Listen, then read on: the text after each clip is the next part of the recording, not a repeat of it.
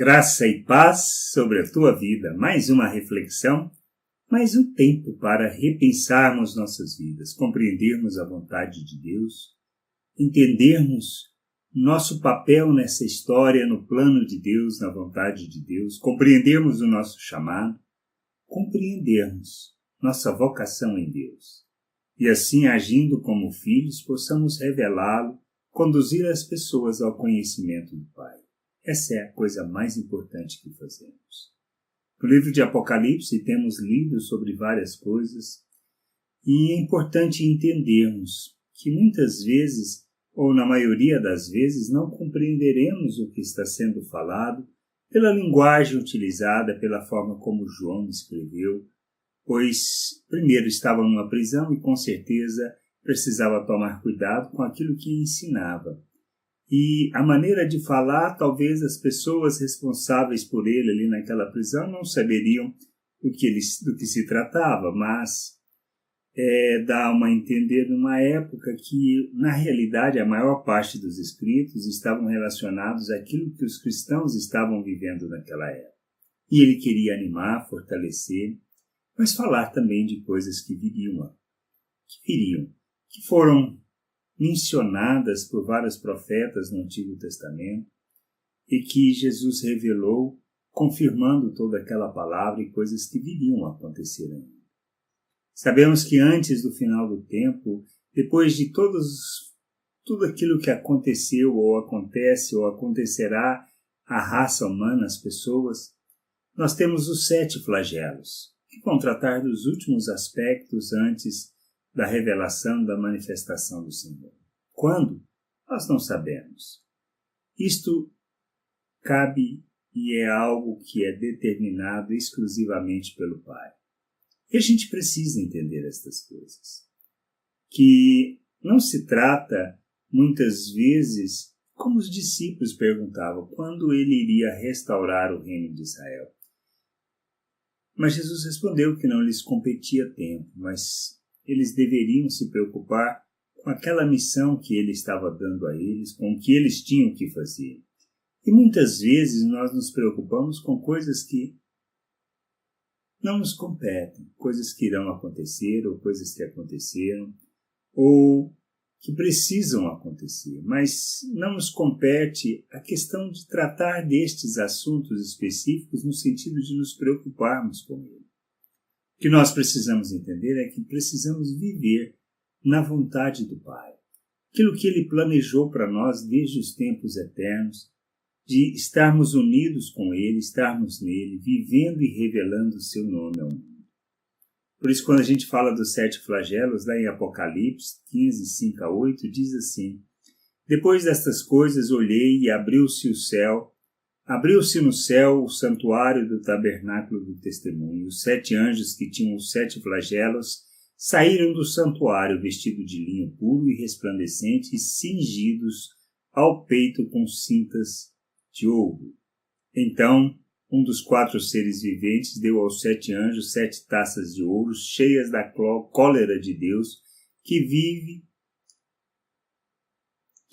pelos séculos dos séculos. O santuário se encheu de fumaça procedente da glória de Deus e do seu poder, e ninguém podia penetrar no santuário enquanto não se cumprissem os 7 flagelos dos 7 anjos. E aí eles começam João começa a falar sobre esses 7 flagelos, coisas que nós vamos estar lendo, mas o que nós precisamos entender? Precisamos nos preocupar com este aspecto? Não, são coisas que sobrevirão à raça humana, mas a questão que nós precisamos entender é como devemos viver, como devemos andar neste mundo, quem nós somos em Deus, entendermos nossa identidade em Deus, pois se entendermos nossa identidade no Pai, nós viveremos segundo a sua vontade, faremos o que lhe agrada. Na realidade, faremos conforme Ele, porque nós o conhecemos. Por meio de Cristo Jesus, nós conhecemos o Pai, conhecemos o próprio Filho. E por conhecermos o Pai, conhecermos o Filho, nós não temos outra maneira de viver. Isso que a gente precisa entender. E outra, viver o reino de Deus não se trata de liturgias, não se trata de de dogmas, de ensino, mas de compreensão, de entendimento quem nós somos em Deus. E se entendermos quem somos em Deus, nós vamos viver neste mundo de uma maneira que agrada ao Pai, que o revela, que o glorifica, que o expressa ao mundo, conduzindo as pessoas ao conhecimento de nosso Deus. Nós temos sido muitas vezes, pela nossa religiosidade, mais pedra de tropeço do que luz do mundo, instrumento de salvação, de reconciliação das pessoas com Deus. Precisamos abandonar nossa religiosidade. Precisamos entender que o problema não é o outro. O problema somos nós.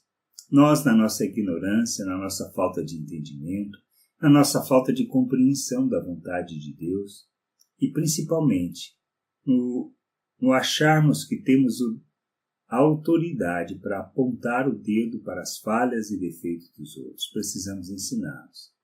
Precisamos conduzi-los à vontade do Pai.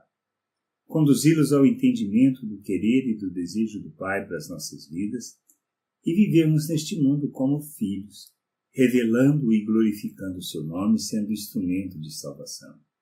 Que a gente possa entender isso, que a gente possa compreender essa vontade do Pai, parar de pensar como religioso e pensar como um filho de Deus, como Cristo, pois recebemos a mente de Cristo, fomos feitos à imagem de Cristo, para que a gente possa viver neste mundo como agrada ao Pai, como o revela, como o glorifica, e entendermos que não são fatos ou situações que vivemos, mas sim por conhecermos o Pai, nós o revelamos ao mundo e somos instrumento da sua justiça. Que a gente possa crescer, amadurecer, compreender a vontade do Pai e entender que nós somos a única opção de revelar o Pai ao mundo, somos a única maneira de fazê-lo conhecido, na plenitude da vontade e do plano que Ele estabeleceu por meio de Cristo Jesus, nos fazendo um com eles.